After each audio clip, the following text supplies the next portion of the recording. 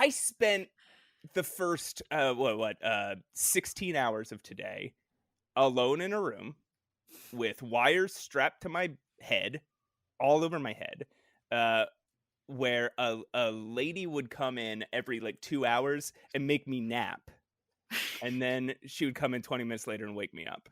And that is a horrible situation to try and nap in, first of all. Second of all, uh, that much napping, you start to like lose the ability to tell, like to build fine lines between asleep and awake. So there were these periods of time where I'd be awake for the 2 hours and then back in bed, and I'm like, I was up, right? Like I was. Were you trying to enter the dream world? Oh my god. Yeah, I did, and I played one chapter of the game we'll be talking about today during this. So it was just so it was in case anybody's confused, it was a sleep study. I had a sleep study done because I'm a sleepy boy, and they want to find out why. And you're too sleepy. I'm too sleepy. This guy's too sleepy. Get him to a doctor. And yeah, it is such a weird scenario to have an adult determine when you're napping. I mean, I'm an adult, but she was older than me. And have determine when you're taking your naps, and this like awake asleep thing. It set my day on a weird into a weird plane of reality. This is so strange because we're going to be talking about something related to sleeping. Did you do that on purpose? Did you get a sleep study on purpose? Yeah, this whole thing, I was like, I gotta be a gonzo journalist about this. I gotta really dig in there. Can anybody send me to hell? Have you guys played King's Quest 7? No. What is that answer? Why does everyone judge me? There's a part in King's Quest 7 where you go to sleep in a coffin and you enter the dream world. And that is what I imagine that you did today, Matt. Yeah, just with a bunch of wires strapped to my head, and they wouldn't let me drink water. What, really? Well, they would, but I had to ask permission. Like, I had to ask them to go get my water, so of course I wasn't going to do that. So I just spent the whole day very thirsty. So do you have is there a conclusion to this story? No. Is Freddy Krueger real? Is he real? Well, that's what they were monitoring me for, and I guess they'll tell me in a week or so. All right, good. Yeah. You tested positive for Freddy.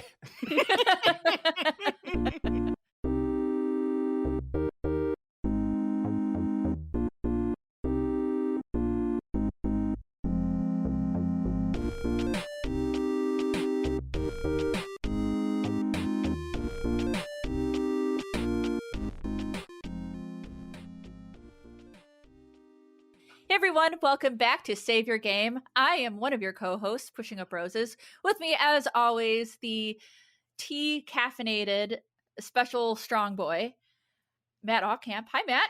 I can't drink caffeine. But tea is loaded with caffeine. Yeah, I drink decaf tea. I drink That's decaf weird. tea or herbal tea because my brain's a little too weak for the caffeine. If I drink caffeine, I go absolutely insane. Wow, so you were both extremely sleepy and you can't have caffeine. Mm-hmm. Life is a nightmare. Yeah. But anyway, hey, Roses. Hi. Welcome back, Matt. With us, a very, very special guest, a content creator, songwriter, filmmaker, and lover of adventure games, which we love, Neil Cicierega. Neil, thank you so much for joining us. Hello, and thank you for having me on. Of course. Hell yes. Neil, how are you doing? I'm doing pretty good. Yeah. What have you been working on, Neil? Tell us. I'm always working on music and stuff. I have a podcast or live stream, or I don't know what you call it, a video game related show that me and my friends do semi-regularly. Not regularly, I guess is the word.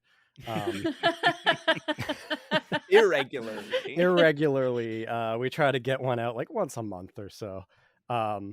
It's called the Video Game Police, and right, you're already laughing. And we usually we pick a theme and try to like blast through as many games from a certain era on that theme. And so I'm gearing up for our next episode. We're going to film on Sunday. Nice. And it's about extreme sports, and we're going to play everything except for Tony Hawk's Pro Skating. We're gonna like not mention it whatsoever, but we're gonna play Disney Extreme Skating. We're gonna play Rocket Power, like all this crap. But so I've been kind of like trying to compile a lot of games on that theme. How do you like what amount of time do you try to cram all these games into? Under 3 hours. Okay. That's awesome. I was also sitting here trying to think AVGCAB. AVG. Fuck. That's embarrassing. AVGCAB. AVGCAB. See, these police, you can't speak out against us. You can't do it. There's no good acronym. So we usually have, 4 of us dressed as a cop sitting on a couch playing video games, and one of us is dressed as a judge, and we apprehend and sentence video games. From that, have you found any games that are just like you would not have expected, but you're like, this game rules? Usually, like the winners are they're like old coin eater like arcade games. Okay. Just like old Konami arcade games, because they're you could play them like with 4 people, and there's a bunch of us sitting on the couch, and like it's just fun as hell. And when you're emulating, you can just put in virtual quarters infinitely. True. Yeah. And yep, you I'm never get very frustrated. pro emulation. Oh yeah, it's nice and smooth. Yeah. The big question is, will you do the Police Quest games on your series? Because they need to be arrested. It's tough. I mean, I don't know if have you ever tried playing an adventure game with like 5 people? No, but I'm really curious about it, and I think we need to get this done. Yeah. Okay. We played a little bit of Return to Zork one time. Yeah. You mentioned that for like half an hour, and it was interesting. But at some point, we're just like, I don't know if this is working. Okay, here's the pitch: you assign everybody a certain number of verbs, right? Like, okay, the person controlling the game gets walk to, obviously, and then somebody else gets like pick up and push, and somebody else gets talk to and turn on. What, right? And then you're only allowed to speak up if you think your verb is the active one for the moment. That's a good idea. I don't know if it works for your game, but for your series, but Roses, if they don't use it, me and you we'll use it together. It's like a 3-legged race. It's yeah, exactly. I mean, who's going to be the poor person who gets like taste and smell from like from Space Quest? Remember, you had those options of like sniff and taste or lick or something, and they would always have to put something in the game to use that. Yeah, they stopped doing that. Yeah, I wonder why. Neil, what is your experience with adventure games? I grew up loving them, like to the point where they're my favorite genre, and I dreamed of making my own adventure games. When I was little, me and my sister used to play. I would like design an adventure game on paper and cut out characters, cut out little objects and stuff, and I would design a game on paper, and I would like sit down and like have my sister play the game by commanding the character, and like... So my God. Yeah, that's I was incredible. obsessed. I was obsessed with the form of adventure games, and I probably the first like big ones that I can really remember playing like around when they came out was Day of the Tentacle and Sam & Max Hit the Road. Yeah. And I think when we got our first CD-ROM drive, it came with King's Quest 6. Oh, heck yeah. I know, yeah. We all know. But yeah, like then I tried making my own adventure games for years in like Multimedia Fusion and Adventure Game Studio, and yeah. I was still trying. I have like a quarter of a full-length adventure game finished that I'm probably never going to finish, but it's called Icon Architect 1.0. If you want to look up, there's screen caps and stuff out there. Holy cow. I don't know if you knew that about me, but Did not. Wow. In my thirst and my hunger for new adventure games, I would sometimes get the those discs of like 100 free adventure games or whatever. Hell yeah. The shovelware stuff. And sometimes my dad would come home from his work with like the first episode of some video game, shareware, part 1 that he got, and he would tell me he got it off a bulletin board. Wow. I always thought, Classic. yeah, like a cork board. Somebody put a disc on it. Cork board at work. Yeah, that makes sense. Yeah. I believe that is how I first played Dare to Dream, which we're going to be talking about tonight. But oh my gosh, yeah. That is interesting because it reminds me like so heavily. I had this game. My viewers on YouTube will know this. It's a CD called Game Empire. And it had like 250 games on it, and and it was divided into sections. So you could go into your action game section, which I didn't because they had an adventure game section, and all of the games really looked like this. They looked like the game we're going to be discussing, Dare to Dream, and of course it had the Hugo, the Hugo's House of Horrors. Hugo, yeah. Oh man, sorry, Matt. I know that those games make you irrationally angry. I have a fondness for them. You just put me through so much in this little life of mine. Sorry. Those games are torment. They're really bad. I mean, they're not called House of Horrors for nothing. Yeah. Something I like to do, Neil, to my co-host is make him play infuriating games and then laugh at him while we talk about it online. So what have I made you play? Dagger of Amon-Ra, Sanitarium, Hugo's House of Horrors. Well, Meredith Gran got you back in the last episode. She sure did. Pharkas, so. Good old Meredith. Freddy Pharkas. Yeah, we just played it in the last episode, and man, is that game racist. I know. I saw you were playing it, and I looked up like a playthrough on YouTube, and I just skipped around, and I got to the end where the Indian, who's the wrong kind of Indian, is revealed to be Italian. Oh, right. Yeah. Al Lowe really, he thinks that people of non-Aryan races are hilarious. He thinks that anybody who is not anybody who's not a white American or Englishman is the funniest thing in the world. He seems like the kind of guy who would, if you called him out, he'd say like, well, they find us funny too, Yeah, exactly. Yeah. So Neil, have you been playing any adventure game or not? Have you been playing any cool games lately? Not really lately. I'm playing a little bit of all these games that I'm compiling for Video Game Police. Yeah. My daughter, who just turned 7.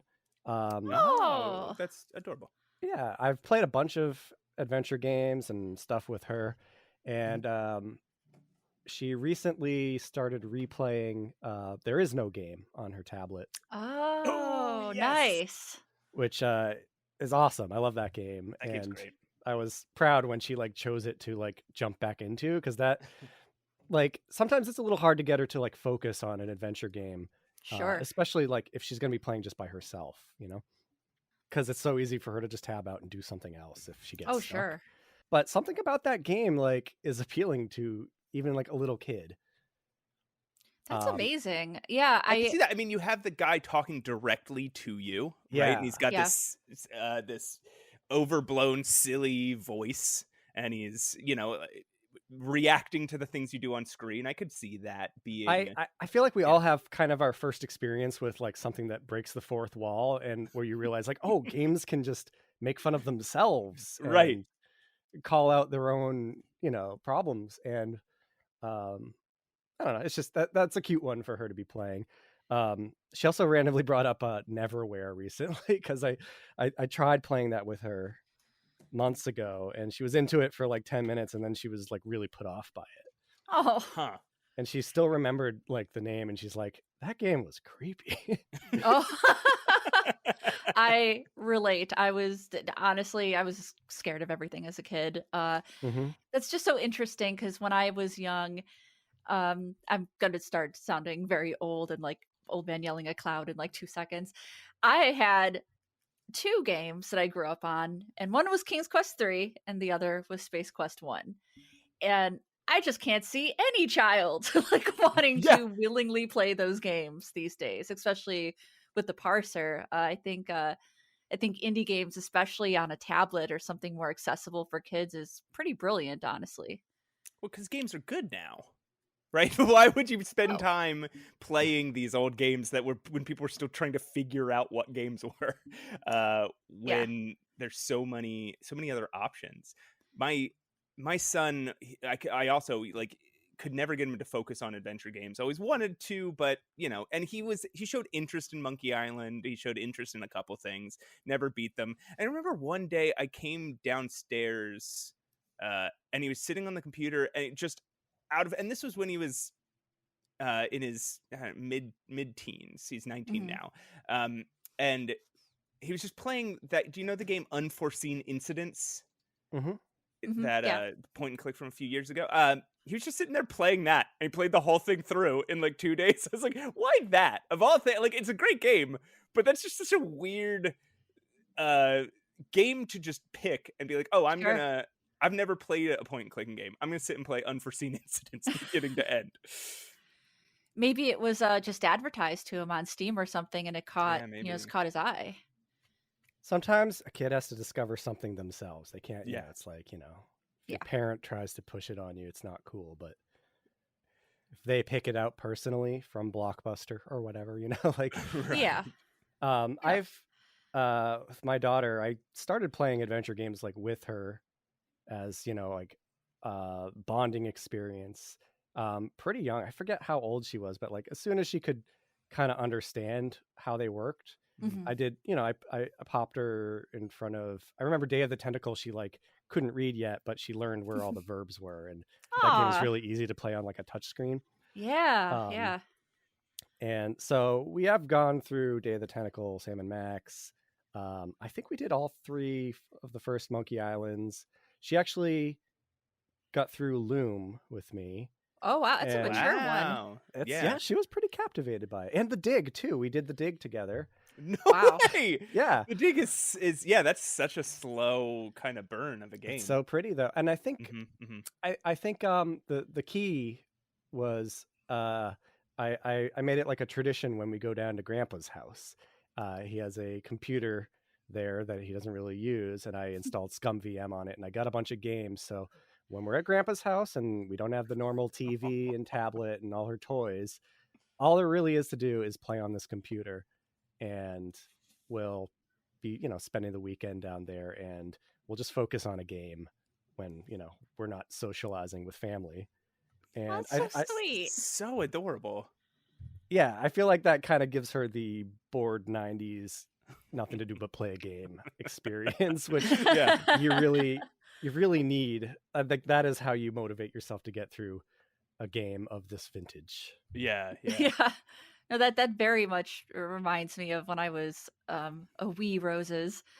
I didn't have any. I do have siblings. They're way older than me, so I didn't really have them around growing up. So I did have my computer though, and when there wasn't something on TV, I would, sit in front of King's Quest 3 for a little bit and flounder until I got anything at all.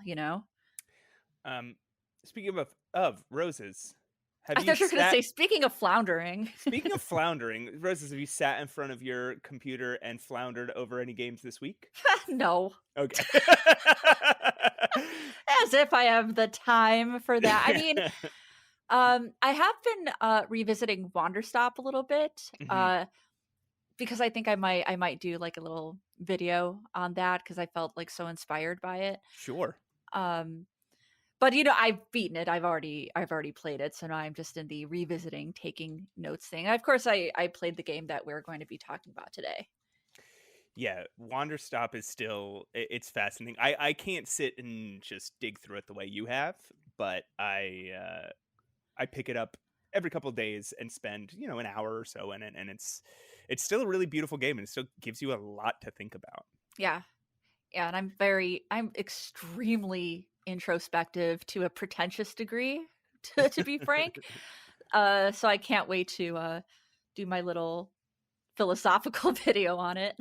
Well, before we dive into what we're talking about today, there is one game I want to touch on that I've been playing, and I don't know if I can talk too much about it. I'm just going to talk about it on with the minimal amount of details. I've been playing, Rose, as you remember this, we played the demo for it, Blueprints. Yes. Holy cow, this game is fascinating. Neil, have you seen the game Blueprints? Is it spelled like blueprints or like it is royal prince? It is spelled like a royal prince, but it is meant to, the pun is on purpose. And it is this wild mesh of genres where you start out in we've described it on the show before, so I'll just poorly give a flyby. Yeah, I know. You start in the foyer, I guess, of this house, and there's 3 doors, and every time you go to open a door, it gives you choices of what that next room is going to be. And each room, some rooms will have things like keys to help you open future rooms. Some rooms will have gems to help you unlock special rooms. Some rooms will give you like special bonuses to the amount of steps you can take per day. And every time you enter a room, you spend a step, and you have 50 steps per day. This is so hard to explain. I know. I don't know. Neil, does this make any sense at all to you? Sounds bad to me. Your goal is to get through this blank map, filling it up with rooms as you go, to get to the secret 46th room of this game. And so it's like there's like an escape room element to it. There's like and it resets every day. Like you can get yourself all, spun around and then have to restart.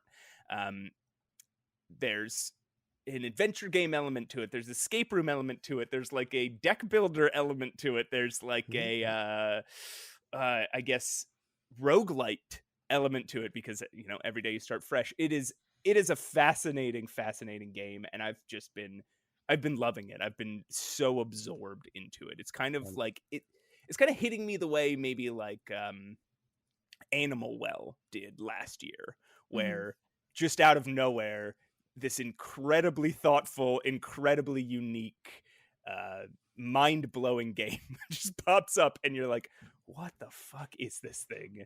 And yeah, Blueprints. Everybody look out for it. It's looking at it right now. Is it like cell shaded 3D? Yes, yeah.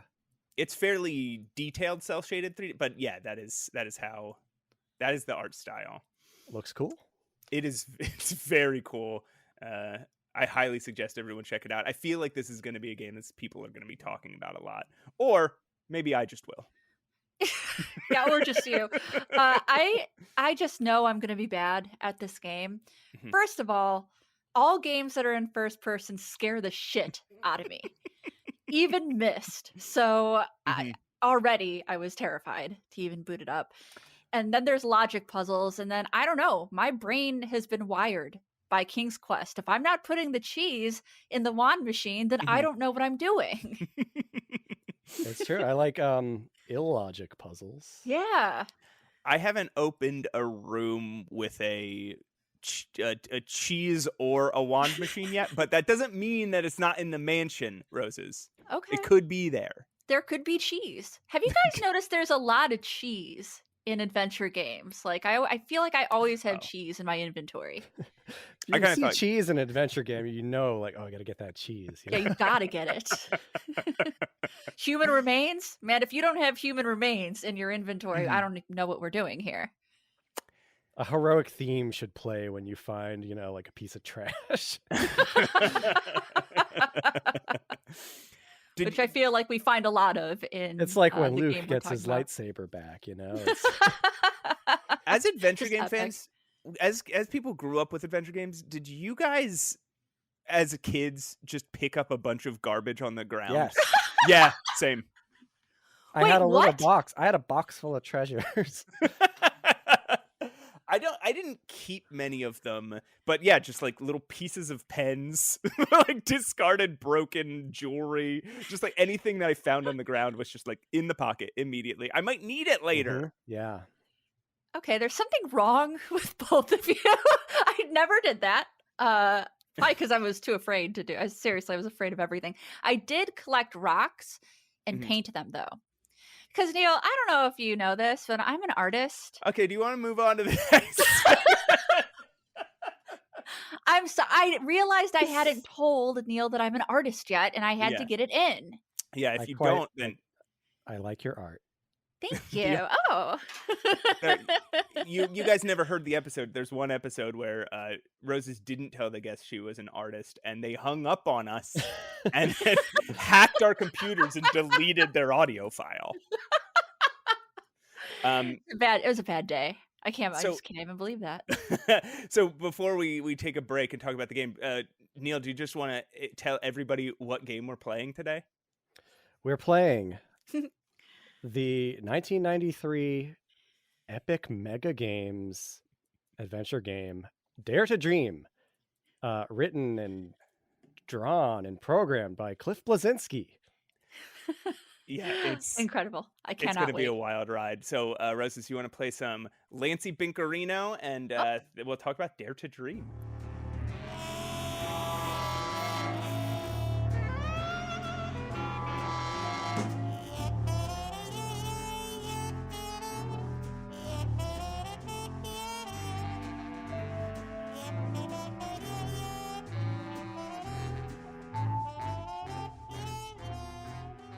Hey everybody, welcome back to Save Your Game.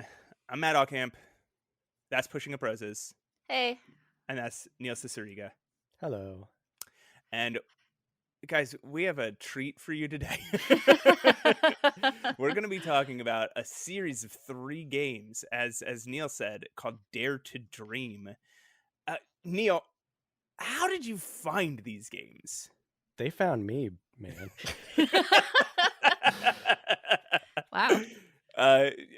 I think what yeah. must have happened was, well, my dad was a programmer Oh, all cool. my life.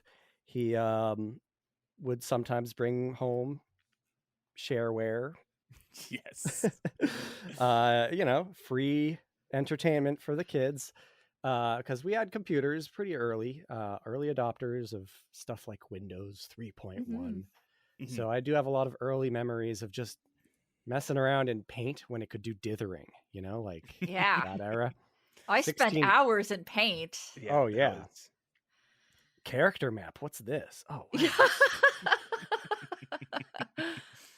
So at some point when I don't think we had a lot of games at this point, but Dare to Dream was installed, probably just the first part, because I don't think we would have bought the whole series sight unseen. But I think after I got super into part 1, we picked up the other games at some point. And I don't remember being terrified by them, but as you'll see, there's some pretty not kid friendly art later in the games. Yeah. It goes places. Yeah, goes to hell. Yeah, it literally does. yeah. But so this game captivated you as a kid. You were like, well, can you imagine like that context of just Windows 3.1, which is the most sterile, it's just like Office, it's like a calculator, it's a calendar, and then there's this dream game where you're wandering around this strange lonely city. And it was, I don't think I had a walkthrough, so it was just kind of really puzzling. And I remember other members of my family kind of also being aware of the game and like what the current like challenge was of the game, and like, oh, we haven't got past this part yet. And then on some random day I would figure out like, oh, you can lube the grate and then you can go down to the sewer, and like that was a huge breakthrough. Right. So yeah, And, a little bit of context for the listener.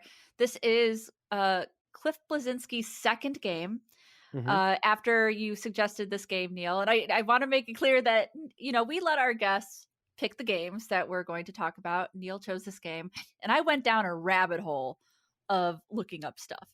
Yeah. I didn't realize Cliff Bleszinski made any adventure games, let alone 2 adventure games. His first one was Palace of Deceit. I played for the first time last week. Oh, okay. How did you like it?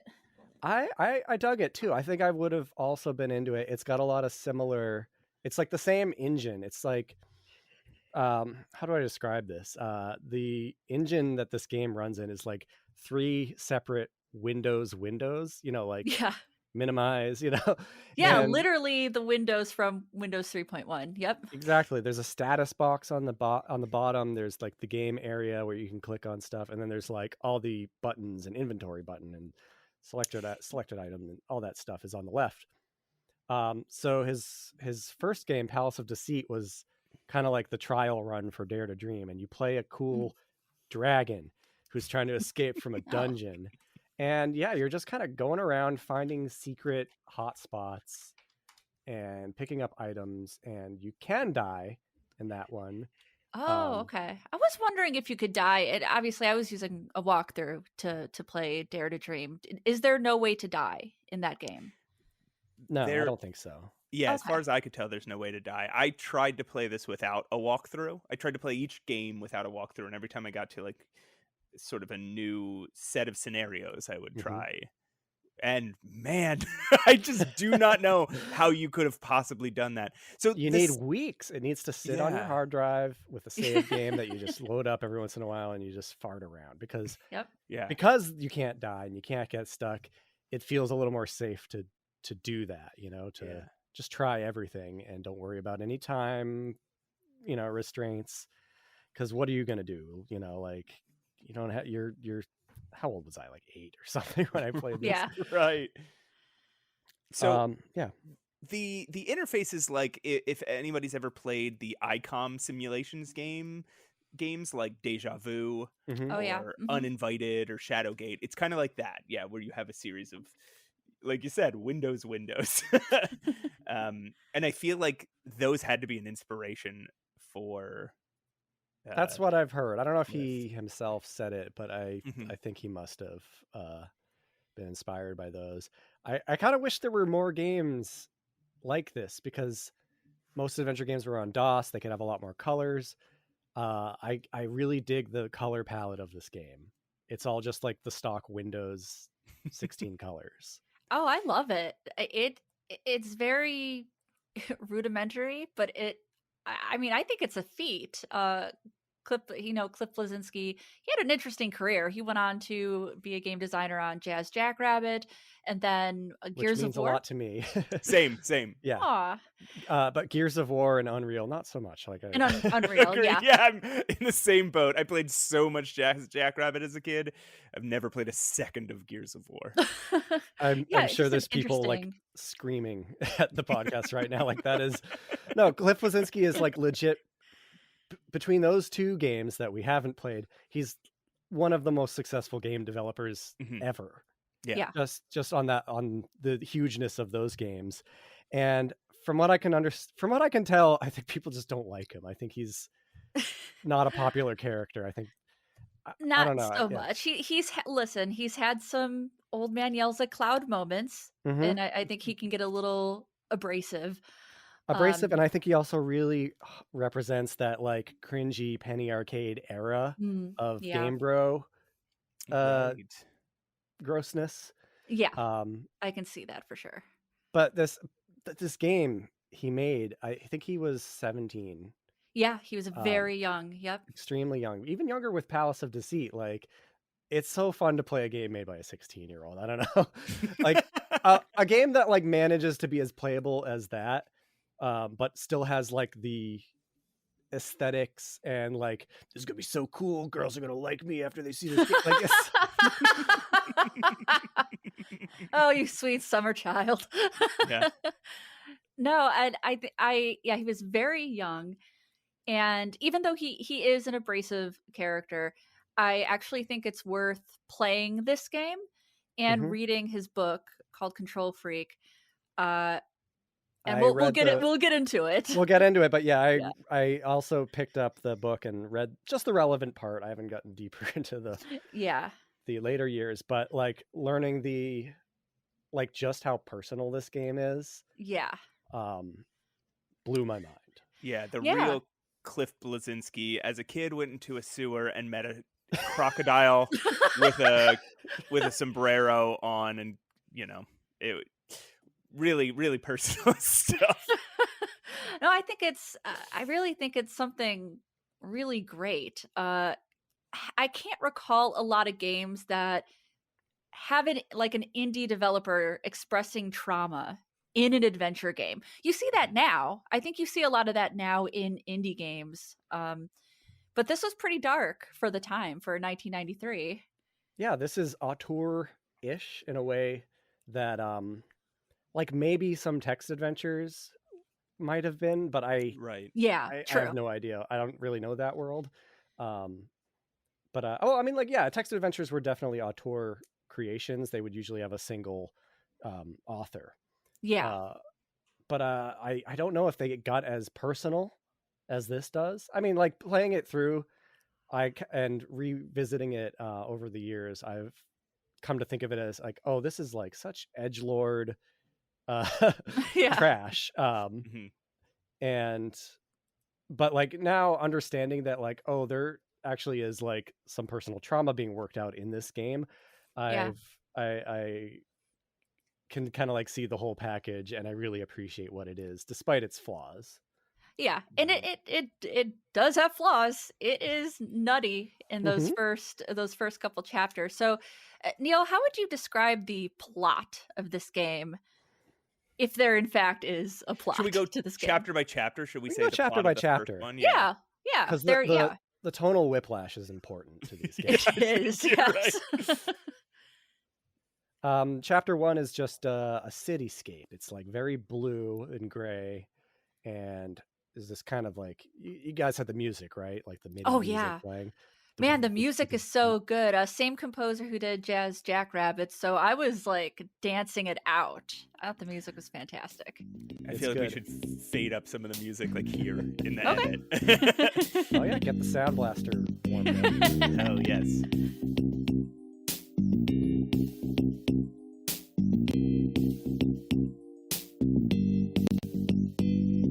His first game, Palace of Deceit, had no music, and apparently, like I think he submitted that to Tim Sweeney, who was running Epic Mega Games out of his garage, and really just publishing indie guys, and like organizing and putting people together.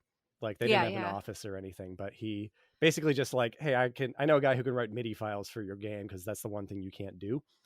And, so this is a 2-person game, as far as I can tell. Yeah. So the music is cool. I do like the music. I wish there was more of it. Like there's a lot of repeated tunes. There are, yeah. But it's fine. And yeah, you're just wandering around a dirty, gross, and I think you're in a dream. Like the narrator. I think you do. Yeah.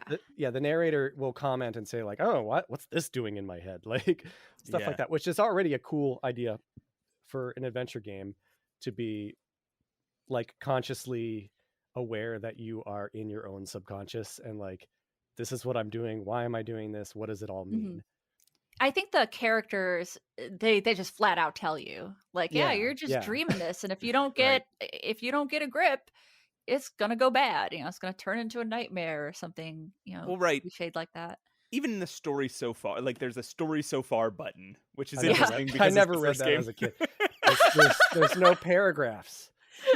Just dove right into it, like Yeah, it's in the story so far. You find out that you're a kid named Tyler Norris, and like it's from the perspective of, I guess, a psychologist. Yeah, it's all like case study, Norris, Tyler. The patient has been exhibiting. It's which I think I do remember thinking like, wow, that's so mature. That's like. This is such serious stuff. That's so deep. Yeah, and so in the introduction, it talks about how this kid Tyler is mumbling in his sleep. Or no, does it say like it says like, oh, he hasn't been the same since the death of his father? Yeah. yes. I think, And yeah, it goes hard in the writing and description of that. It's something I clocked right away. Mhm. Is like the death of his father has been gnawing at him. It was really like really trying to express that pain almost immediately. The prose in general is pretty great in this game.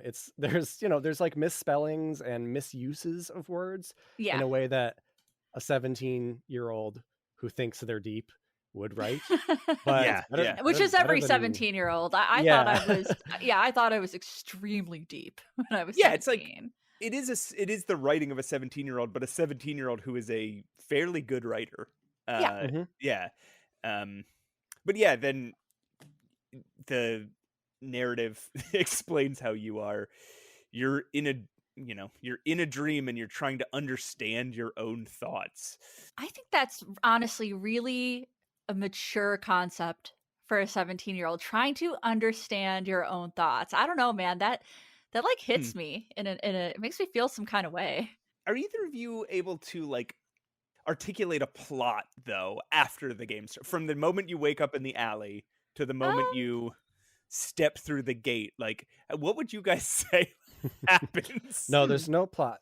So Yes. I kind of suspect that he started with just the backgrounds and didn't have the idea for the game yet. Right. I feel like maybe he designed like the realm and maybe came up with like some puzzles or just kind of grafted them onto it and then like maybe figured it out from there, because it's not necessarily, I think it's just like he wanted to make a game set at night or something like that, Yeah. Yeah. Yeah, it bounces around very rapidly. You will find an item that you use 17 screens back, and then that will unlock another item that you will use 18 screens forward. Like you just really bounce back and forth among a bunch of different like a ship and a sewer and a room full of radioactive waste. And Oh yeah, there was that. I forgot. so- But yeah. listen, the shining setting here, the one that shined to me, is Boof's bar and auto repair. Why, yes, there's a bar and an auto repair in one. Perfect. Now hang on a second. I never realized how odd that is. And the auto repair is upstairs. Yeah, To the it's bar. great. You go upstairs in the Right. bar Wait a and you're minute. in an auto repair shop. And Now wait just a minute. I love the character of Boof. Because quote, he has an attitude problem. That's like the character description when you click on him. This is Boof. He has an attitude problem. Not a bad attitude. An attitude problem. Yeah. But hey, we solved that. Yeah, we Shoot did. him in the face. We do shoot him in the face with a shotgun. I can't. I don't think he died, and I think that maybe Cliff was really trying to seal it in that this is a dream and everything's weird, and that like that gives him freedom to be very strange with maybe some of these puzzles, because like it's a dream. It's supposed to be weird. Yeah. It would make sense that there's dream logic. What are you expecting? You don't expect a detective game. You're not taking notes or anything. You're just finding random symbols. Like it even calls a fish a phallic symbol in one of the item descriptions. Yeah, that's Oh my right. God, So really? strange. I didn't even notice that. Yeah. Yeah. I love it though. But yeah, I love Boof. Boof is my favorite character of all time. And I'm going to be drawing some fan art of him. And Please, you would be the first.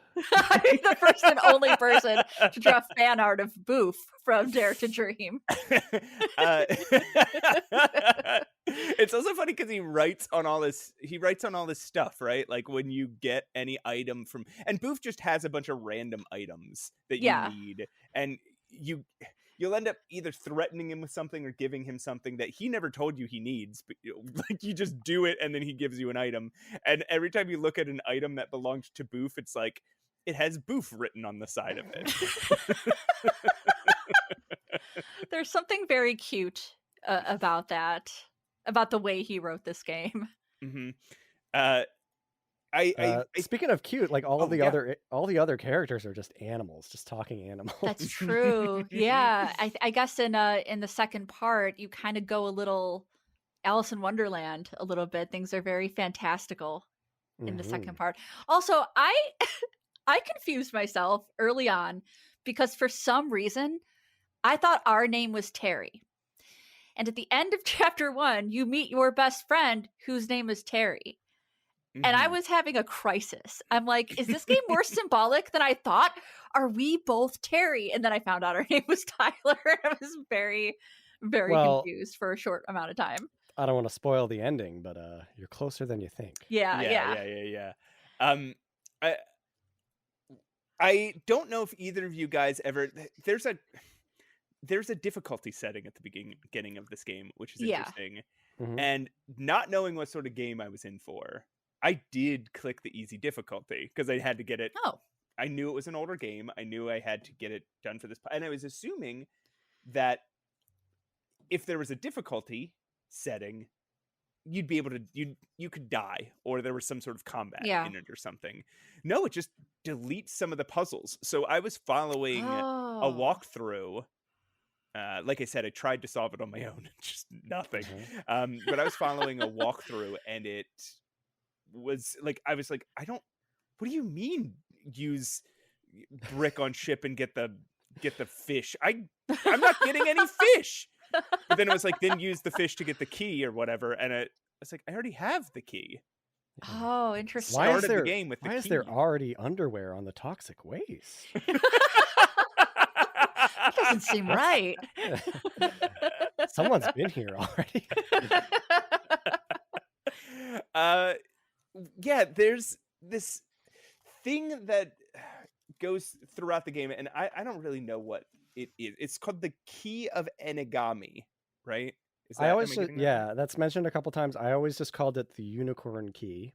Yeah. Yes, it is just a key with a unicorn on it, and it does all sorts of magical things. Very few of them are opening doors. That's true. That is true. You use it to poke stuff. You use it use it to summon wind to get a newspaper. Summon a zephyr. Yeah. As a kid, I was obsessed with the unicorn key. I don't think I even knew it was. I didn't pick up that it was called the Key of Enigami. But I always thought, I wish I could find the unicorn key in real life, because I would love to just open a door and go into the imagination world and stuff like that.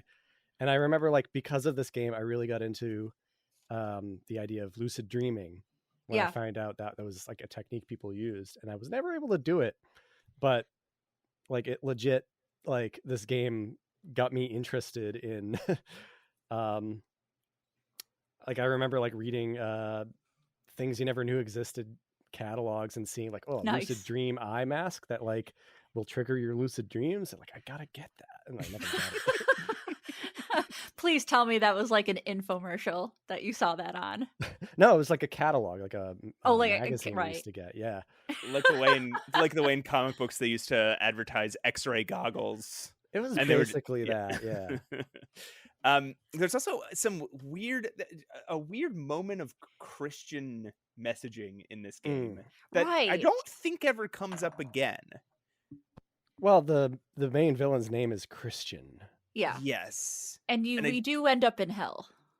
But in this, I guess this game, when you use the cross on the cross on the ground, it does take you to a scary place. So maybe he is trying to make some sort of comment about his feelings. I don't know his religious upbringing, but I do think it wouldn't be 90s horror without shoehorned Christian stuff in it. Right. Yeah, I guess I don't know if there's subtle Christian messaging in this game, or if there's not so subtle anti-Christian messaging in it. I really don't know what he's going for, but yeah. The big villain's named Christian, and at some point you go through a portal on the floor that is a glowing crucifix by using a crucifix on it. Well, do you want to know why the villain's name is Christian? Please. Oh, please. Cliff Bleszinski's brother, his full name is Tyler Christian Bleszinski. Whoa. Oh God. So there you have it. Well, Right. Now we know. There's a lot to unpack there. I'm going to be doing a lot of research after this podcast. So do we want to move on to chapter 2? Oh, sorry. No, yeah. I was actually going to bring up something from chapter 2. Please. That I thought was a strangely creative choice in terms of puzzle solving. There is a shrinking mechanic. Yeah. Again, like very Alice in Wonderland. Yeah. But do you guys understand the shrinking mechanic? Because I don't.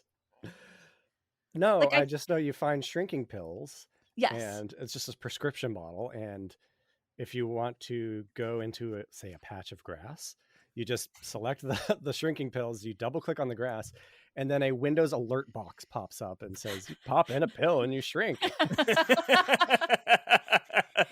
But like, so you shrink, but then if you change screens, I guess you're back to your normal size. I guess you never have to backtrack. Yeah, you don't unshrink, but you can shrink again. There's a shrink within a shrink at one point. Yes. I mean, so yeah, once you've shrunk once you've solved the you need to shrink to get here puzzle, then you just transform back and forth at will. But it is funny that there is some shrink. Yeah, you're right. Like, I forget what section it is, but there is, you go into a can, right? You go into like a dented soda can. Yep. Yeah. Drink down to it. Yeah. While you're already in the mouth of a living tree. Part 2 has okay, so part 2, after you have escaped from part 1 by finding the unicorn key, going through and waking up and all this, part 2 starts off in supposedly in real life. You're in a clubhouse with your friend Terry, and Terry tells you, hey, I found that key in real life, it's in the basement. And so you get it, you open the door, you're able to go into your imagination without going to sleep. And then you come out in this like super cartoony, like happy. It's like, you know, when they go to Toontown and Roger Rabbit, like, you know, everything has a face. There's a cat and dog fighting each other. Talking animals. There's a caterpillar, I think, named Dinks. If I'm pronouncing Dinks. I love Dinks. There's some artwork here that is reminiscent of other like the later Commander Keens, right? Like you could totally see that weird tree with a face being something in the background of like one of the later Commander Keens, or even the Bonehead and Cement Head are rocking a bone who don't want you to go to hell, I guess.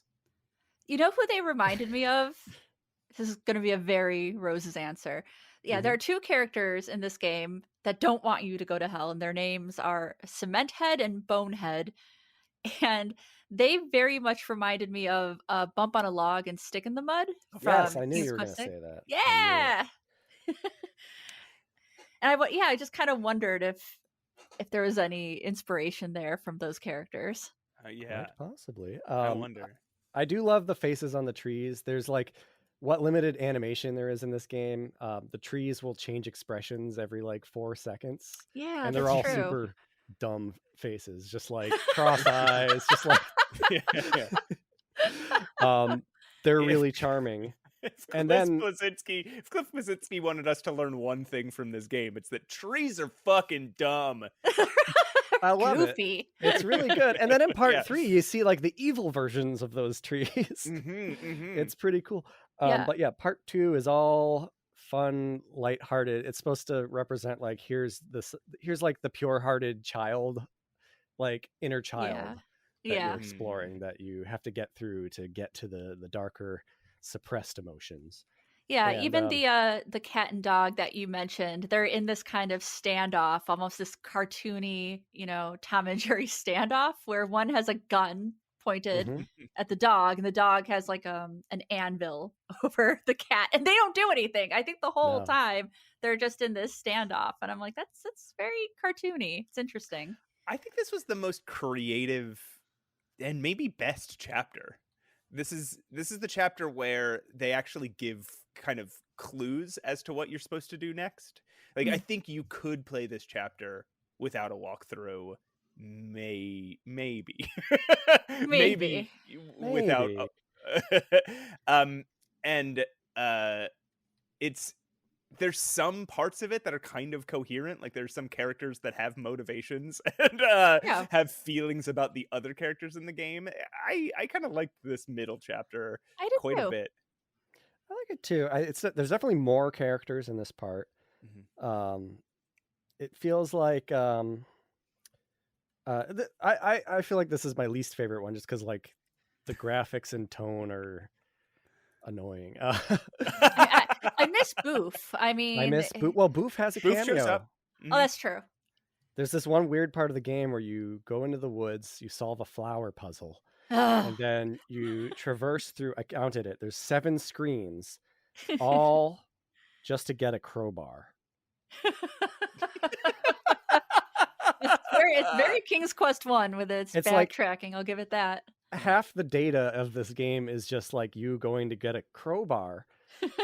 It's just like it's a very weirdly lopsided part of the game where there's just a lot of screens to traverse through and a lot of interesting art, and it feels like he didn't fill it with puzzles. There's parts you can click on where it says like, it looks like the stone is loose here, and then you never pick it up. Like, you can never loosen that stone. But that's actually something I like about this game, is there's a lot of kind of leading statements when you look at stuff. It'll say like, oh, there's nothing in there, ... for now. And it really makes you want to like backtrack and like figure out what you missed and come back to stuff. And whether or not it holds its cards tight to its chest, where the unfair pixel hunt is going to be. Yeah. Well, one thing about this game that drove me nuts is there's so many times where like you need a rock, and there's so many rocks all around you. There's only one rock you can pick up. You can sometimes you can even click on the other rocks, and he'll just say, "Oh, it's a rock." It's like, I need a rock though. Give me that rock. Usually, it's a very classic adventure game. There will be the special hotspots will have a special cursor that pops up, and it's a little magnifying glass. Oh, and yeah. I always love the inside of the magnifying glass will show you the like Control I inverted picture. Oh, nice. I don't know if I noticed that. It's something that only like Windows 3.1 used to do with certain cursors. Yeah. Where it would just like invert the colors. And I always thought that was cool. It is I was cool. used to like playing with that on like loading screens. I can't think of like a good example of when that was fun, but I remember doing it a lot. I think you can still do it if you go into like accessibility settings and make like the high contrast cursor or something. Like, they still have the feature. Ooh. What was everybody's least favorite character? I bet it's the same for all of us. Let me look. Is it Lissa, the sexy princess? Yes, it's Lissa, you click on her, it says, an extremely cute girl. What's she doing here? And she's so weird, and all that she does is she sits in a couch. You can get to her at the very beginning of the game, and you do nothing with her until the very end. I think you give her a ring, and then she tells you, I don't know, some hint. And that's all that she's there for. It was clearly just like Cliff wanted to draw what he thought was an extremely cute girl. When you give her the ring, had a crush. It might be a crush. I think he says that like he made these games for his crush or something in his book. Aww. I mean, that would work on me. On 17-year-old me. It would not work on me today. Are you sure though? Like this guy gives you a game, and it's like it devolves into this like bloody hellscape. I made this for you. Actually, that would make it a lot better for me personally, as you know, a witchy lady of the darkness. So no, that actually would work. She has this very big-eyed style that made me wonder if like, was he like watching anime back in 1993? Yeah, I was wondering that too. Yeah, like she's the one character in this game who it's like I could see a 17-year-old boy just sitting down and drawing that, as opposed to a lot of. He has an obsessive sort of. Did you guys ever watch the R. Crumb documentary? No. No, but maybe I did actually. I don't know. there's a scene in it where his brother is suffering from mental illness and also draws comic books, and R. Crumb is flipping through his brother's comics and saying like, he's like, as you see this, he just like goes way overboard with, he'll like show a piece of clothing and it'll be all wrinkles. It'll be like this piece of clothing must have taken his brother days and days to draw, because he drew every possible wrinkle on the shirt, right? Cliff Bleszinski does a bit of that here, where there's like a stone path and he draws each stone on the path in 3 dimensions. Or there's a bird and he draws every feather on the bird in full detail. There's a couple of parts where I noticed like there's a pile of skulls, and he copied and pasted some that. of those Yeah, skulls. that's Sure. true. Yeah, sure. But you know, there's so many things where it's just like, you know, 3 or 4 pixels could have let us know this was like a dirt road, but he was like, he wanted to really show us every piece of dirt. Okay, but can somebody explain the flower to the bat puzzle to me, or am I just from chapter 1? Yeah, was that chapter 1? Yeah, Yeah. sorry, we're kind of skipping, but I No, have it's it in my okay. note. I have it in my notes that you cut a flower. It's a red flower, and you hold it up to a bat, as in the animal, and he turns to stone. Am I missing something? And what's confusing? It's biblical. Wait, is it? Don't Oh, I trick don't me. Don't you guys trick me, because I'll probably believe it. I believe there is a verse that says, yeah, if you hold a flower to a... And lo, the Savior held the flower to the bat, and the bat turned to... Does it turn to stone or ice? Does it freeze? It turns to stone. Stone, Okay. yeah. But I think that is like, it does kind of get you ready for part 3, which is like really loaded with like symbolic gestures like that. Yes. Yeah. I don't know if it makes for a good gameplay, but it's cool. Yeah, should we dive into part 3, which is its own thing? Oh my goodness. Part 3 is where it's at for me. I think part 3 Yeah. is incredible. Yeah, that's when I was really just fascinated by the whole thing. Yeah, so part 2 ends with you passing by Bonehead and Cement Head and Bonehead. And Bonehead, yep. And Bonehead, you pass by them and the classic characters. And suddenly you're in fucking real hell. You're in hell. Yeah. You pass through a giant skull gate. You have to put the unicorn key into its nostril. Yeah. It's like one more booger joke just for the road, and then we're off to hell. Yeah. Let's get all that lowbrow stuff out of the way, and now we're in the thick of it. You got to be classy in hell. It is classy. What I love about part 3 is it's like, it looks like a horror game. There's like all sorts of horrific stuffs, but the actual writing and tone of it is just sad. Like, it's very... It is sad. Yeah. Mournful. And like one of the first things you see is a bunch of like gravestones, and if you read them in order, it's like a poem. Yeah. Which I will read right now. Yes, please. In the middle of the night there is crying, but no child. In the middle of the night there is screaming, but no face. In the middle of the night there is love, but no one is there. In the middle of the night there is pain, but no feeling.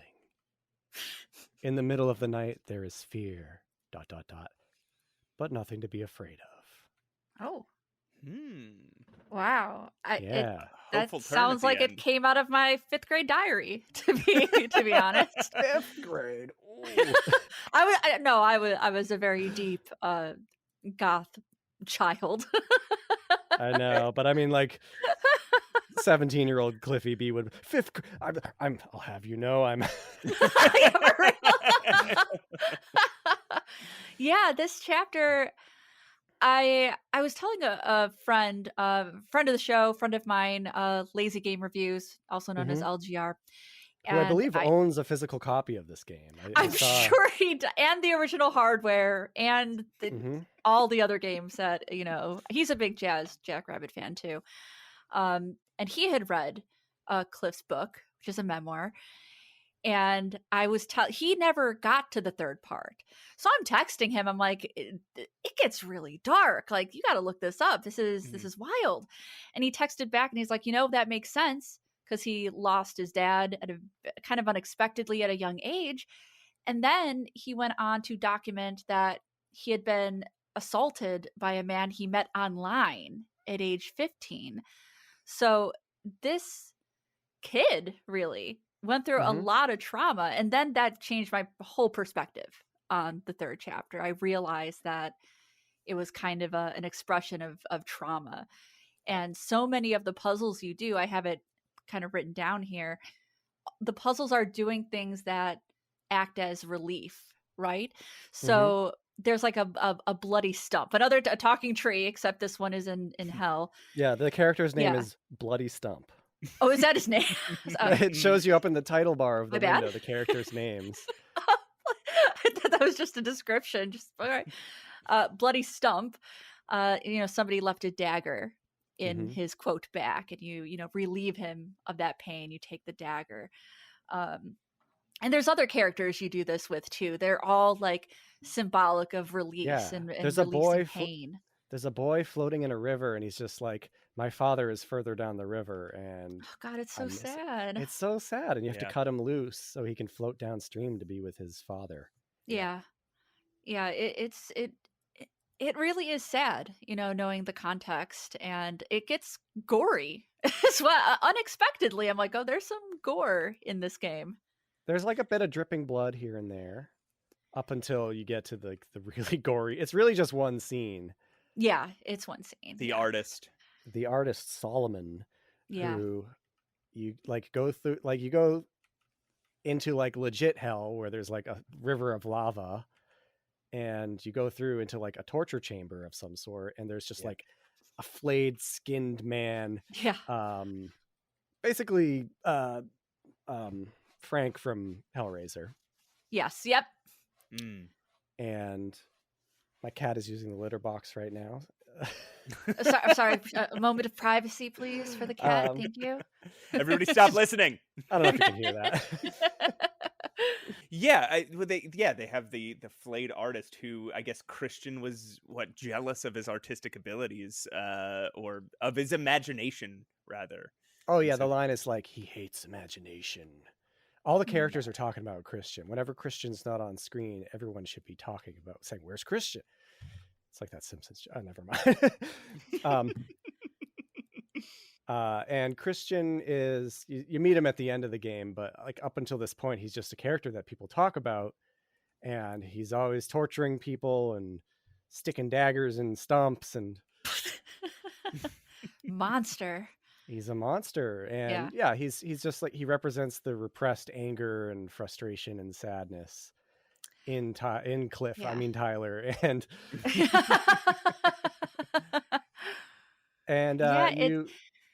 you like help Solomon, the skinned guy. Oh, it's so disgusting. I have to describe the screen. There's like a big pile of blood. There's like intestines on the side of the screen. There's a foot, an arm. Yeah, it's like a severed arm. I'm like, what is happening? You see all this stuff, and then you walk to the right, and then there he is. There's just like a guy with no skin laying on the floor with one little twitching hand. Oh dear. It's gross, and you can't talk to him because he's in so much pain. But you have to go get a Polaroid picture. And I found out that Cliff's father was an engineer at Polaroid. Wow. Yeah. Interesting. Oh, goodness. Yeah. So like really personal symbology just like mixed into this game. There's probably stuff we don't even realize. Oh, I'm sure. I mean, the last image is something that there's like shattered glasses and some sort of flower and a teddy bear. Well, a teddy bunny, I guess. And sure. It's like a little early design for Jazz Jackrabbit. and I don't think we know what any of those three things are, right? Yeah, they're just kind of displayed in an altar. And yeah. We don't know what they symbolize, but I mean, you wouldn't put them there if they didn't have a symbolism.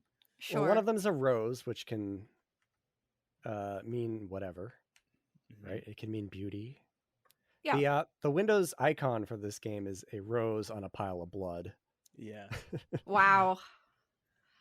And you know, Finding like when I see the like beauty of hell. when I see teddy bears, I always just equate that to lost Innocence. innocence, childhood. Yeah. But the clicking smashed on the teddy glasses. bear is the last thing you do in the game. Yeah. Because if you click on it, it triggers the final cutscene. Right. And where he's like looking at the teddy bear, he's like, "There's something wrong with it," and then like the eyes start to glow, and then like you meet Christian, who I love this picture of the demon, who's this skeleton with a bowler hat, and he's got kind of a ripped up cape on. He's doing jazz hands. He's got his hands out like he's a real showman. This Yes. this Christian, and we could see that by how he decorates his kingdom. Mhm. And his line is, "I knew you would come to me. Tell me, Tyler, who do I remind you of? Do I frighten you? Come with me, Tyler. I will give you pain beyond any you have ever felt." My God, I got shivers. We should voice this game. This game would be great with some voice. Really, honestly. But it has to be like really bit crushed, like era appropriate. Yeah, it needs to sound like we're recording in a tin can, like Mhm. King's Quest V, where Yeah. everything is Yeah. insane. Well, I wonder why Christian is trying to seduce Tyler into hell with the plan, with the promises of giving him pain beyond any he's ever felt. Like he almost gives into it until Terry appears and tells him, "Don't do it." Like he says, "Don't do it, Tyler. I think He wants you in hell for eternity. You must fight it." okay. Oh, God. Yeah. He almost got me. pain. The pain I was into, but hell, no, that's too much. I think it's just a Cenobite thing. I think it's. I was gonna say that's very Hellraiser. Yeah. Yeah. But And even just like, I don't know, that I'm gonna speak as a troubled. I was a very troubled child. I also lost my dad when I was very young. And there is this kind of thing where you're going through a lot of chaos. That's what you yearn for, is more chaos, and you can be easily swayed into just living your life in hell. Not in literal hell, but Right. you know what I mean. So I kind of wonder if some of it was that as well, and him just trying to fight these feelings of hopelessness. Yeah, the feeling that you deserve to suffer. Yeah. Yes. Yeah. Yeah. That's sort of, I guess, I think that's what I got out of it as well. I think it was just an interesting scene. I mean, that's this whole game, right? Is like there's a lot being said that is very personal and that is very clearly meaningful, and you can extract. You don't even have to work that hard to extract meaning out of it, because it is a boy like laying his soul bare. But you experience it all through the most ridiculous things you've ever seen.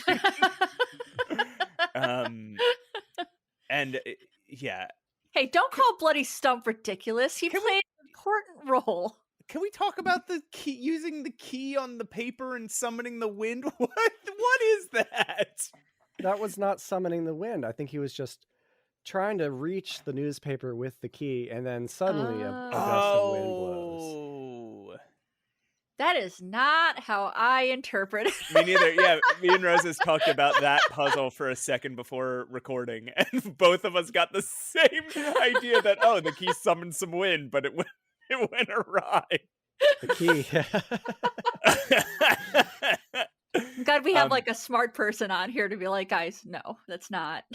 Well, not because it keeps happening. It happens like multiple times. The newspaper will blow, and then you'll see it in a different screen in a random spot in the game. And you try to pick it up, and the wind blows again, and it just kind of like keeps eluding you until you finally find it like caught on some thorns. Yeah. Yep. But here's, I think, a thing that's different about playing, a game like this with a walkthrough and playing it with, playing it as you did, Neil, over time. I think at some point I also got a walkthrough, so don't worry about it. Oh, okay. Well, I was just going to say, I was thinking, like, I imagined you probably did have to would have had to think through those moments. Like, maybe I can reach it with the dust. No, maybe I can reach it with the cockroach. No, maybe I can reach it with the key. Oh, it did it. Yeah, I feel like you can get through this game like that, since there is very few, inventory items. You just start clicking everything on everything, honestly. Yeah, there's really not a ton of hotspots, and there's really just like one action button to do stuff, and you're gonna look at everything, you're gonna use everything, you're gonna, if you get stuck, then you might try different inventory items. But I think mostly you would probably get stuck missing little hotspots, like in the first screen there's some dust up in the corner. Right. Unbelievable. Did you find that on your own, or did you read that? No, I had to read that. No way. Same with the cockroach in the pile of skulls, because you have to click on a specific part of the pile of skulls, right? And you can click.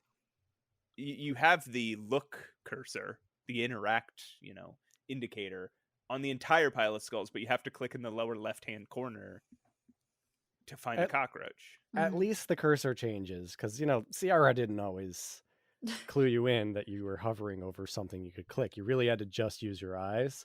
Yeah.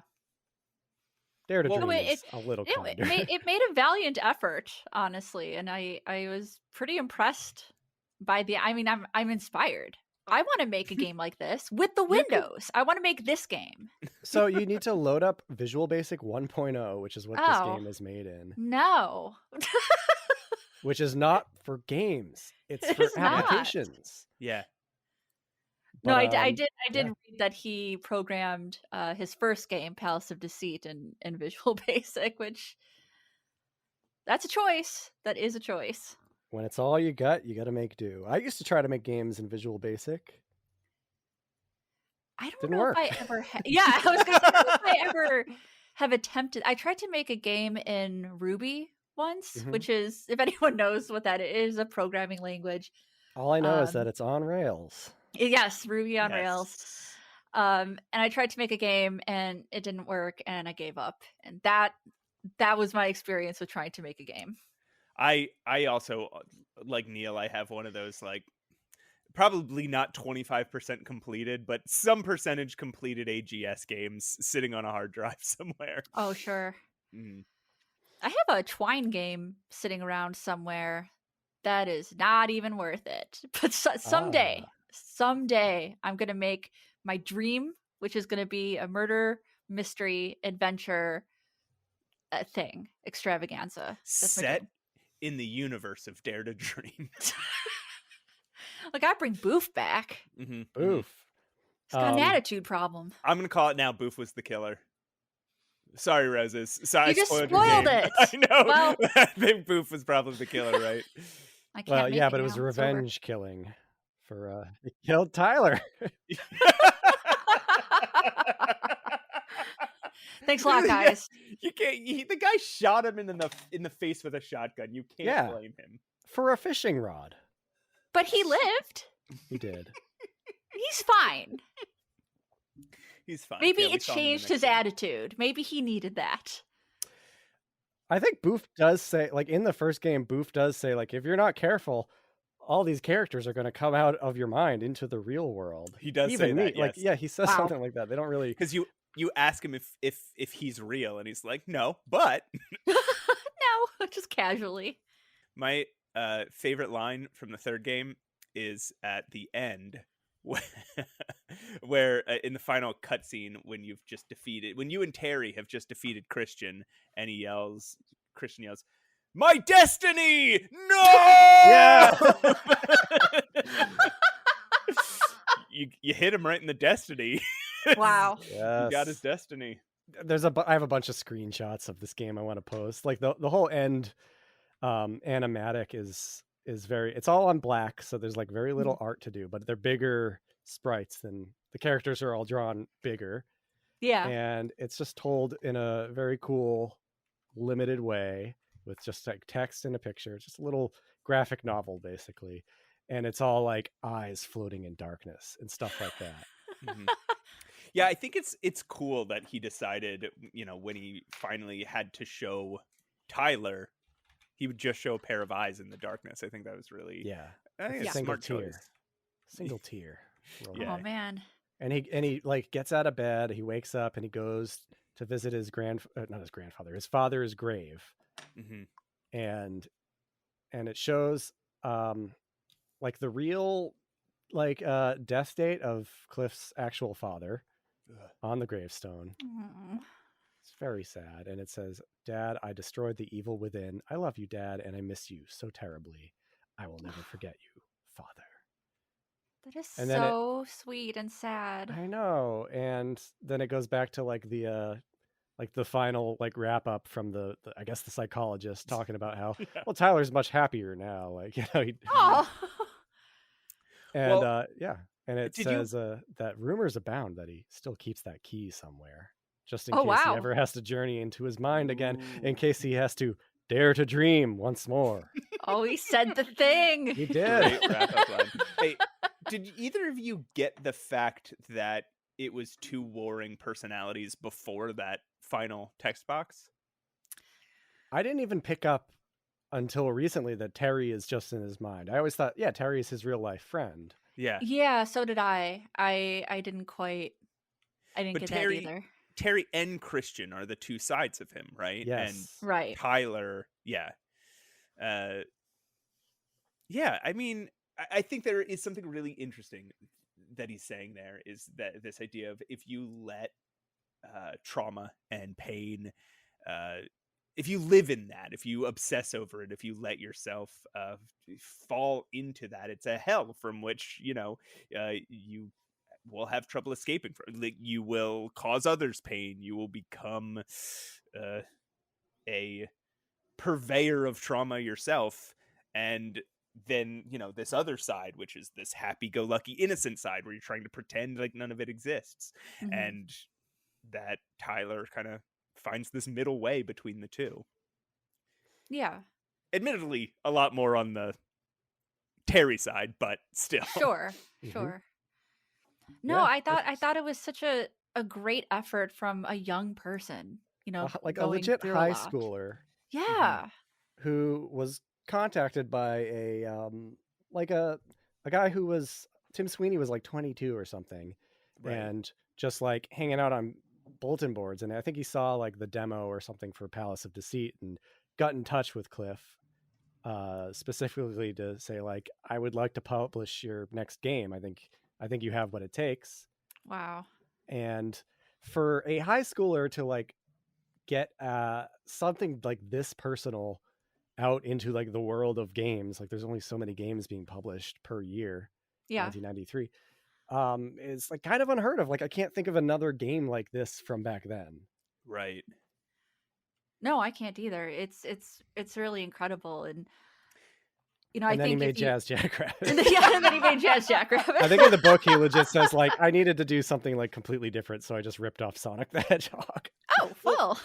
Just to also like have that sort of guts, right, where a major video game producer reaches out to you and it's like, hey, I'll produce your next game, and then to make the decision, right, oh, I'm going to do something incredibly personal. Yeah.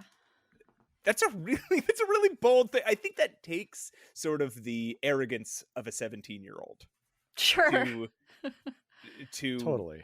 to do Well, that. I think what happened was he was like selling Palace of Deceit on his own. And it was actually like pretty successful in those early BBS days. Mm-hmm. Like for a kid, you know, in 1991 or 2 or whatever, to be selling stuff out of your house. Like, I think that gave him a ton of confidence. And then Sure. Dare to Dream got published on that basis. And apparently it was a big flop. Like, it didn't sell well. Yeah. Right. No, it Yeah, did I read not. that. But Tim Sweeney still believed in him and let him make Jazz Jackrabbit and like set him up with like, here's a real programmer who can do like high level DOS stuff. Yeah. And Jazz Jackrabbit, awesome game. Big part of my childhood. I played Jazz Jackrabbit 2 a ton. I Did have either not of you? played the second one. I played 1. 2 was the one where it was kind of zoomed out, right? Where Jazz Jackrabbit. It was in zoomed my- out, but it had an Yeah. online. Like 1998 is when it came out, and it had an online scene. Like you could create your own tile sets, your own levels. Wow. Oh, cool. Yeah, it was cool. It was like a very customizable 2D platformer game that just like played really nice, that had like great battle modes and stuff. And I think Cliffy was still the design lead on that game too. So he wasn't just doing Unreal at that time. Like he was still like a part of my childhood like gaming experience for a pretty long time. Oh yeah. I think I played Jazz Jackrabbit 2 a little bit later, and it didn't hook me because it does have a slightly different aesthetic and a different feel. I don't know if to it the holds controls. up, but the soundtrack, if you do have some time, just listen to the Jazz Jackrabbit 2 soundtrack. Okay. That's some good shit right there. It is good. Yeah. All the music from Jazz Jackrabbit games is so good.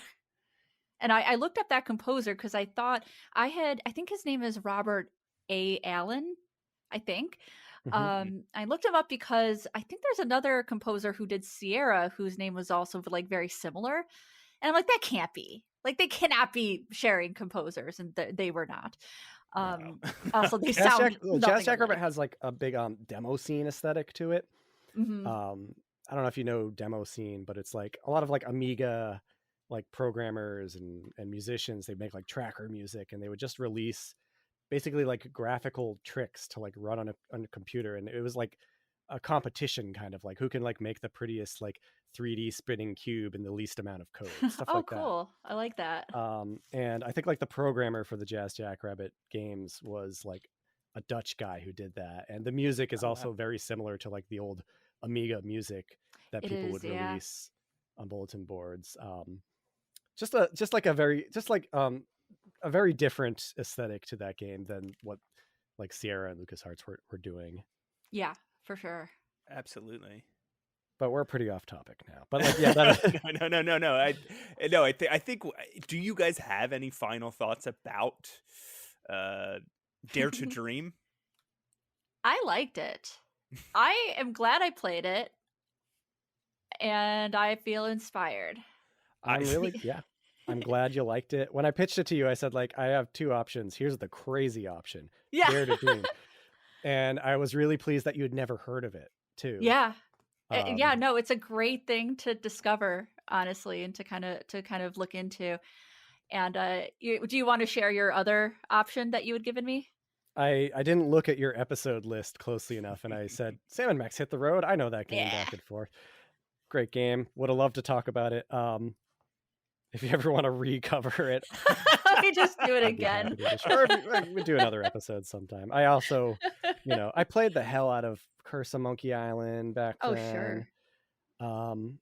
But Dare to Dream always held a special spot in my heart, because it was, I think, like part 1 was one of my first adventure games. Yeah. And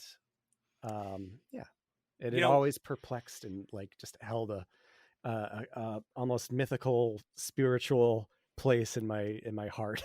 Yeah, for sure. That's amazing. Yeah, I mean, I think maybe we will have to have you back for Curse of Monkey Island, because that is, I think we're saving that sort of for, I don't know if you feel this way, Roses, but I feel like we're saving that for some sort of special occasion, right? Yeah, like maybe I think so. In episode 100 or something, where it's like so special it's never going to happen. We just never cover it. I know. It's not special enough. No, not special enough. Not 100. Maybe when we get to 1,000.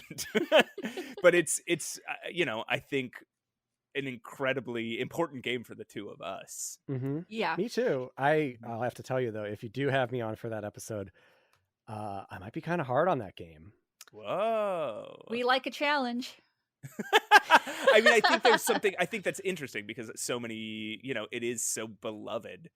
Yeah, it's very beloved. You very rarely hear people criticize it. So now I'm intrigued. It's a great idea. No, I think it's a great idea. Neil, you're coming back. You're coming back for Curse of Monkey Island. For our 1000th episode. I mean, I like it. I still love it, but I think the older I've gotten, the more I like the first game, Secret of Monkey Island. And I think Curse of Monkey Island, because Escape from Monkey Island was so bad, I think it has kind of benefited. Sure. It's not bad at all. Like, it's a beautiful, I'm just not going to say anything, because I like that game. I did a whole defensive video on it. I think it's miserable. I tried to play it again a couple years ago, and holy cow, that game. Oh, I have not returned to the world of whatever island that took place. It took us on a bunch of islands. It did, yeah. And it had like a Starbucks joke. Anyway. Also, I want to say we we haven't covered Grim Fandango yet either, and that's a very special game to me. That's my favorite game of all time. So I don't know. One. Yeah, it's incredible. Neil, did you know I have a Grim Fandango tattoo? Maybe. I'm not surprised, but I can't recall if I've seen it. I'll show you after the show, but that's how much I love Grim Fandango, is that I've gotten a permanent reference on my body because I like it that much. That's a good one. I mean, I have a ton of swag. I have a Grim Fandango coffee mug. I have nice. My wife commissioned some original art of Manny and Glottis. Oh, Glottis! Love Glottis. Glottis is awesome. Great. But Matt, what's your final Dare to Dream opinion? Oh my goodness. I'm glad we had this conversation, because I think I closed that game just thinking, I think I felt very negatively about it, right? Like I thought it was charming in that way of old sort of underdeveloped adventure games. Mm-hmm. But I didn't know the story of Cliff Bleszinski's childhood yet, and talking about it, I was realizing, like, it's really just solving the puzzles that is the only thing about that game that I feel negatively about. Everything else I kind of really enjoyed. So I don't know. I wouldn't suggest people play it without a walkthrough. Mm-hmm. But I'd kind of suggest people play it. Yeah. I was looking for, like, I wish that there was a like a UHS like file for it or something, because it is a game that benefits if you get stuck, and if you really need a hint, you should get a hint instead of just getting instructions, because you could just get like a little clue and you might figure it out, because there's really not that much you can do in the game. Like, it's not that complicated. It's just like you probably have better things to be doing with your life. and they don't make sense. Like, the things that you're doing, there's not a lot of options, but the things that you end up doing don't make sense. No. It's hard to make them make sense even in retrospect. So, and I think that's why the game has been mostly forgotten, and doesn't really have much cult status. Also because it's a Windows 3.1 game, and like people weren't booting up Windows 3.1 to play games aside from like Ski Free and Chips Challenge. Yeah. One thing we haven't said so far, it is on archive.org. You can just go on archive.org. It's you can play it in browser. Yes, it's hooked up through DOSBox in browser, and you just play the whole game. It gets a little quirky if you're tabbing between that and a walkthrough. I had to restart chapter 3 several times. I also had a weird internet connection at the time, so maybe it was that. Is that how you played it, Roses? Yeah, I played it in browser. I'm a big emulation person. I have some original hardware. I don't fuck with Windows 3.1. I think it's difficult to emulate a lot of the time. So I was happy to just play it in browser, to be honest. That is nice. I gotta say that I legit like installed Windows 98 in DOSBox. Wow. In RetroArch. So just so I could play it on my big screen with like a nice CRT filter over it. Wow. Nice. Wow. I set up the virtual processor to like just the right speed so that the cutscenes moved correctly. And I just played it like in the dark at night. And it kind of rules. So I'm like drooling over here. That sounds amazing. I almost never take the time to do things like that, like playing retro games in the style that they were originally. I mean, it's a little tough. So is that something you do often, Neil, when you play older games? Sometimes. Well, for Video Game Police, sometimes we'll do mid-90s Windows games that that might not work correctly. And even Yeah. if you have like VirtualBox, Windows XP, like there can be problems Absolutely. for like, you know, Right. obscure shovelware stuff. And so I do sometimes like put in the effort and try to give myself a virtual machine that I can install something properly. And even then it doesn't always work. It's, you know. It's true. We had that span, those years where it was really hard to run some of these games, and I'm still I call them like the mid Windows years. Windows 3.1 was kind of tough too, but there's this game called the Black Dahlia. It's a murder mystery FMV game, and I still can't get that shit to run. It is like 8 CDs, and I had a compact. I had a Windows 98 machine, and it barely ran. So, Well, yeah, it's tough. It's tough. It's tough to run those games. A lot of the time I look up advice and people just say like, yeah, you need to build like you need to get the parts for a 90s computer and just build one and run it on that. Yeah, because we all have time for that. Well, Neil, it's been a real pleasure having you on Save Your Game. Thank you for coming. Thank you. Yeah, I think Neil, I think you've been like the most enthusiastic about adventure games that we've had. Where I know that I can say, you know, LSL2, and you'll know what I'm talking about. Oh yeah, that pervert. That is the correct response. Yes. Well, a lot of times we have developers on, and they're fucking sick of these things. They're so tired of adventure games at this point. Yeah. Well, because I spent so I was working on Icon Architect like from 2010, like over 10 years from when I started tinkering around in Adventure Game Studio and like trying to customize the engine to when I had a partially, you know, complete first act of the game and kind of petered out.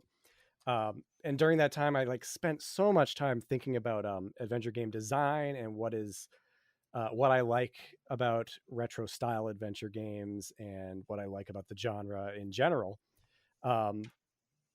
That I've become more opinionated about adventure games over the years because I was developing one, and that actually makes it hard to go back to a lot of games because I get more frustrated with their quirks of modern games and old games. Yeah. So it can, I feel like I am a harsher critic now, but I'm also willing to just enjoy how goofy they can be. Oh yeah, absolutely. Right, yeah. Is there anything that before we go for the dismount, is there anything that you have been? Is there anything you want to promote? Is there anything you got coming up that you want people to keep an eye out for? Not coming up. Video Game Police, of course, is on. Yes. It's got. If you Google it, it'll just show you games with video games with police in them. But if you go to, we're not good at SEO. But if you go to the YouTube channel, Guaranteed Video. Yes. They upload there. We do live premieres if they're not actually live, and I also want to promote a game, the one game I successfully made and published, which is called Monster Breeder, and it's monsterbreeder.com. You play it in browser, and that's kind of a simulation. It's got some sort of RPG exploration elements, and that's a game where you collect real monsters from folklore and pop culture. You bring them back to your ranch, and then you mate them together to create bad puns. And then you sell them to prospective buyers based on my experience with my family breeding cats back in the 2000s. Oh shit, wow. I think I played that back in the day. That's several years old now, right? Yeah, I think it was 2018 when I finished it, something like that. But I'm still proud of it. I do little updates here and there every now and then. But it's a pretty playable game that I think adventure game fans would enjoy just because it's comedic and feels like something you'd play in the dark on an old computer. For sure. Matt, do you have anything to plug? Actually, as a matter of fact, Roses. I know, I'm leading you right to it. Thank you. Me and my friend Pat Reber just launched a new podcast called Mutant Menace, where we dissect and riff on the original issues of the X-Men. We do a couple issues per episode. Episode 1 should be out right now, where we talk about all the weird shit that happens in X-Men 1 through 6 and way back in 1963. And then wow. Starting I think next episode will release tomorrow, the day after this is released, so April 3rd, and we'll be talking about the next 6, 7 through 12. It's a fun little project. That's a great idea. Comics were so wild back then and great. I love the X-Men dearly, all eras of it, but there's a lot to talk about, a lot to make fun of. Was it the X-Men we know and love back then, or was it like a completely different cast? Well, so some would be the same. So there was Cyclops, Iceman, Jean Grey, who was called Marvel Girl at the time, and Beast, but Beast wasn't blue and furry. He was just a guy with big hands and feet. Hell yeah.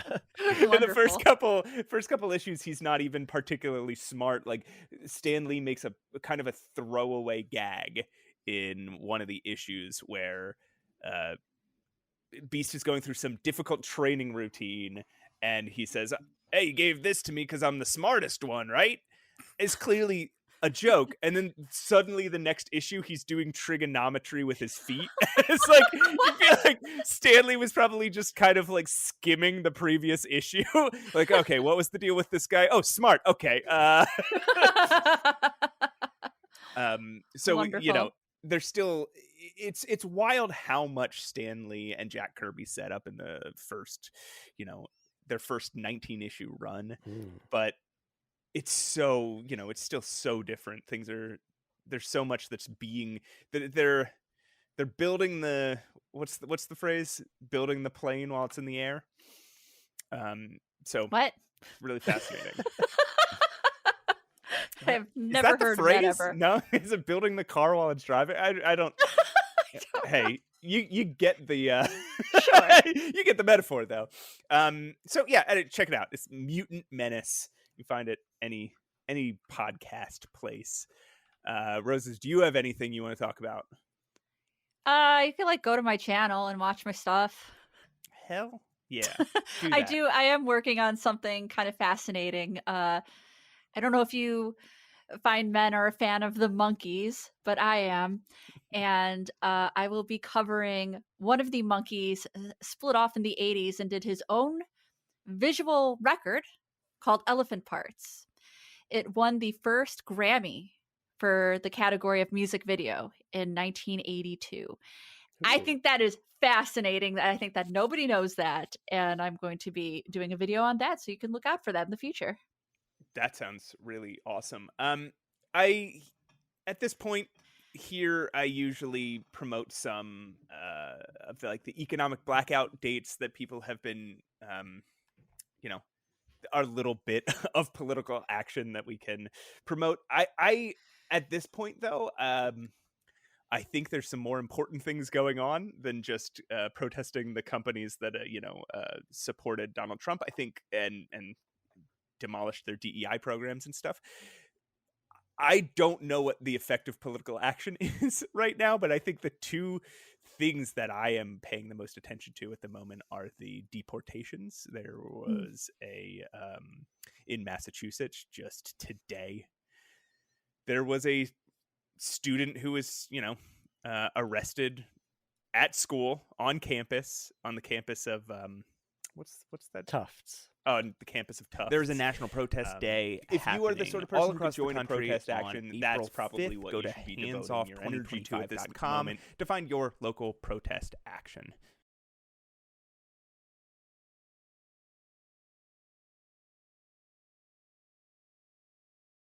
If not, donating to civil rights groups that are challenging these things in court. And the other big concerning thing right now is the pressure that the Department of Education is putting on universities. Like Columbia University just folded a lot of its just changed a lot of its curriculum. And I think so. The other thing that could use your money and your energy right now are writing to universities that haven't caved and showing your support, and donating to universities that, if you're an alumni of a certain university, they could probably use your financial support, because things are rough out there. So Yeah. that's what I'm gonna promote this episode. And hey, everybody stay safe and stay sane. Yeah, that's becoming more and more difficult. As it gets scarier, I feel like we do have to every episode mention something you can do, because I know I just know how terrifying it's getting out there. Anyway, Neil, again, thank you for being on the show. It was a lot of fun. Yeah. And we will see you again on the 1000th episode where we cover Curse of Monkey Island. We're gonna do Palace of Deceit. Oh yes, hell yeah.